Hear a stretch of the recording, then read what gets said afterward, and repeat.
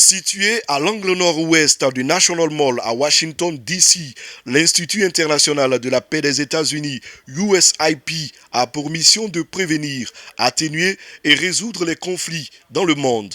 Les responsables de cette organisation, fondée par le Congrès américain, accordent un intérêt particulier à la visite de travail du ministre de l'Intérieur et de la Sécurité. Avec Diomandé Vagondo, l'ambassadeur Johnny Carson, conseiller principal, le docteur Sani Joseph, vice-président du Centre Afrique, et les équipes de USIP se sont imprégnées du contexte sécuritaire global en Côte d'Ivoire et dans la région Afrique de l'Ouest.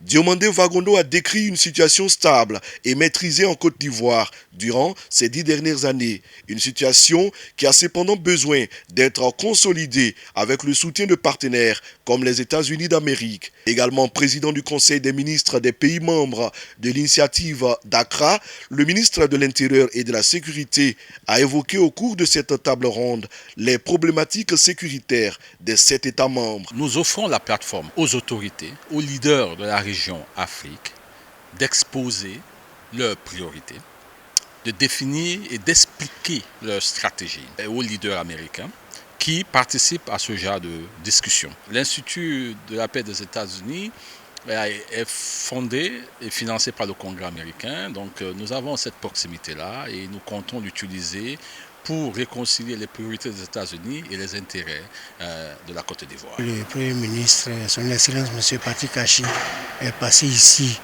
dernièrement au nom des États côtiers pour présenter donc ce plaidoyer au nom des États côtiers pour le compte de la Côte d'Ivoire. Je suis là pour justement solliciter cet accompagnement effectif. La position stratégique de la Côte d'Ivoire, la position centrale de la Côte d'Ivoire dans la sous-région aujourd'hui fait de ce pays-là le moteur justement de cette expansion de la politique sécuritaire dans la sous-région. Et la préoccupation globale des États côtiers aujourd'hui, c'est de faire en sorte que le terrorisme ne prenne pas pied sur les bords de l'océan Atlantique. C'est à cela que la Côte d'Ivoire travaille. Au cours des échanges, Diomandé Vagondo a sollicité un appui concret et direct des États-Unis dans la lutte contre le terrorisme et la professionnalisation des forces de police.